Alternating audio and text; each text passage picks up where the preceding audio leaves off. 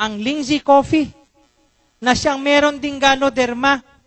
Itong Lindsay Coffee, ito ang pinakamababa ang caffeine. Dahil sa kape, ang pinag-aawayan lang naman sa kape, ang pinagdedebatehan sa kape, ay caffeine. Pag mataas ang caffeine, nagiging ano? Balisa. Nagiging nerbyoso. Dahil sa mataas na caffeine. Kaya dito, sa DXN, meron tayong Lindsay Coffee na naibaba natin. Sa technology, by the use of the technology, advanced technology, ang caffeine ay naibaba ng 0.06% per 100 grams of coffee extract.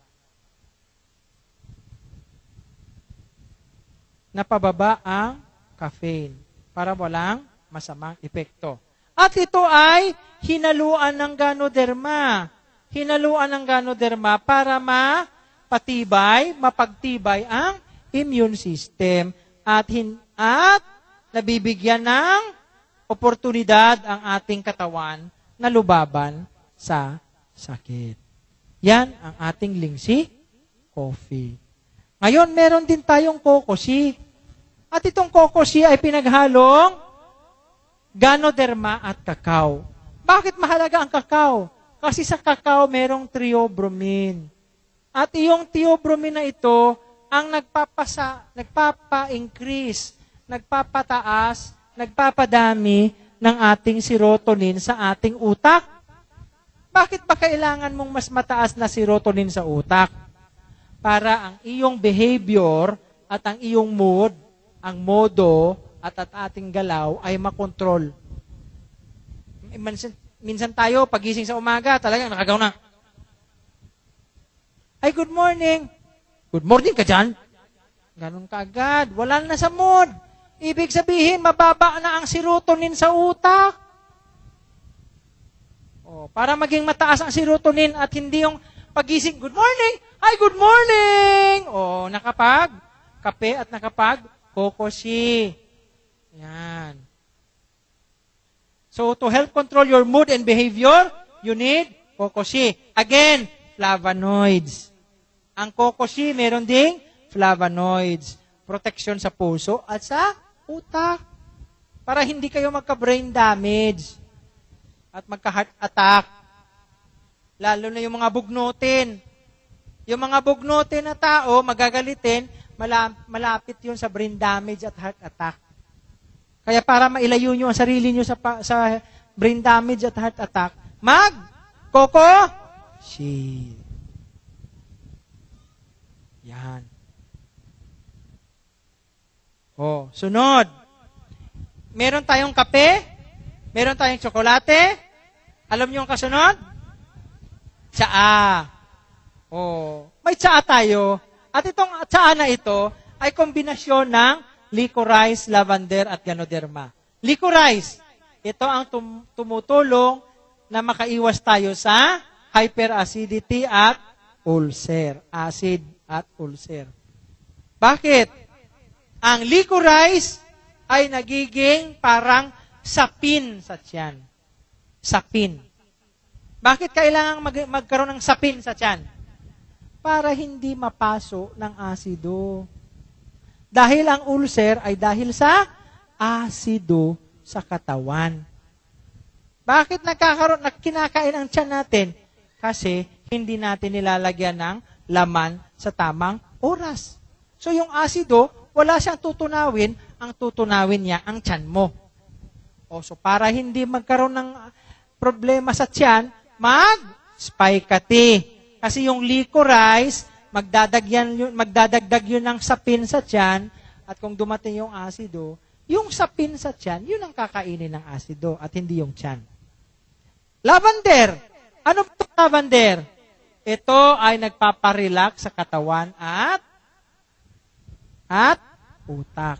Yung tawag nating aromatherapy. Lavender.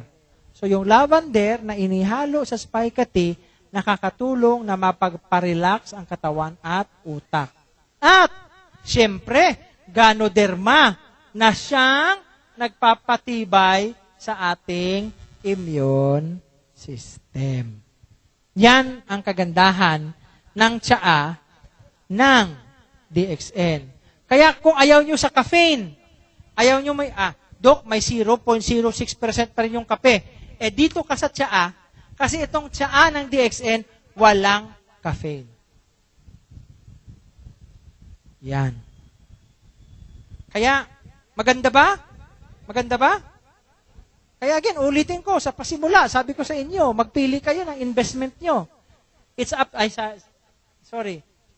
to you to make a wise choice where you put your investment.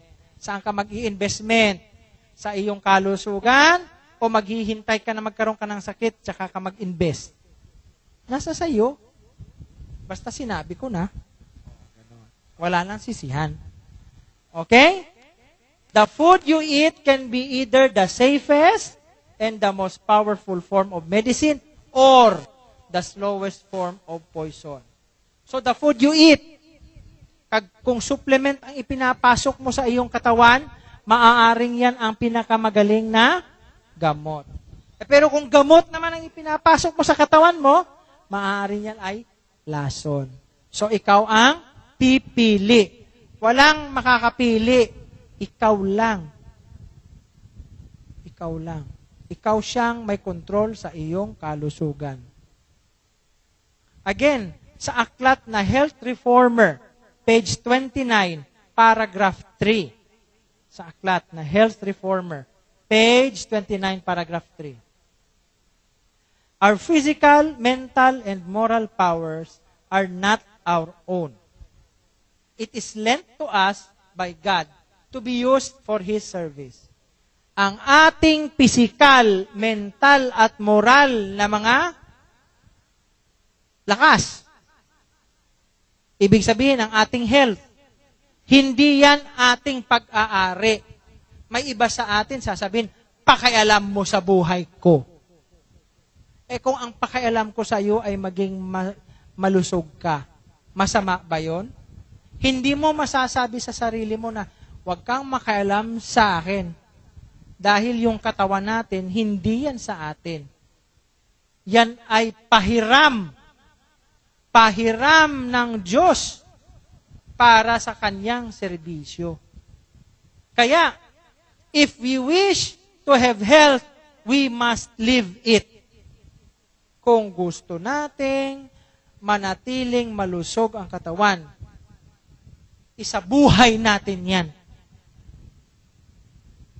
Isabuhay ng totoo. Una, health. Sunod, wealth. Katapusan, happiness. Hindi pwede health una. Iba atin, health una. Gusto, health agad. Hindi, wealth agad. Dapat health. Kasi pag maingat ka sa iyong kalusugan, susunod ang kayamanan at susunod ang kaligayahan. Ganyan yan. Ganyan ang sunod-sunod. Kahit sa Chinese, ganyan ang sunod-sunod. Health, wealth, happiness. Hindi pwedeng wealth muna, tapos happiness, tsaka na health. Una health. Una ang health. Kaya, sa DXN, we care more about your health more than your money. Dito sa DXN, ang tinuturo namin, kaya meron tayong product presentation para kayo ay maging healthy. At pag kayo ay healthy na, sa inyong katawan mismo, you will become a living testament. Sasabihin ng kapitbahay mo, uy, ang ganda ng katawan mo ngayon. Ano ba ang ginagamit mo? Tsaka ka makapagsasabi, ay, nagdi-DXN ako. Ay, patry din. Sasabihin sa'yo, patry din. Kung parehas ka dun sa Cebu, na pinagmamayabang niya sa akin, akala nyo, hindi ko alam, na, hoy, nagte-10 tablets ako na spirulina, tapos ang tagyawat na nalaki, parang bundok. Paano ka maniniwala doon, di ba? Dapat lumalabas muna sa katawan. Hindi mo maipopromote ang DXN ng tama kung hindi nakikita sa iyong katawan. Ganyan po iyan. Kaya, let's do it the DXN way. Salamat, magandang hapon sa lahat.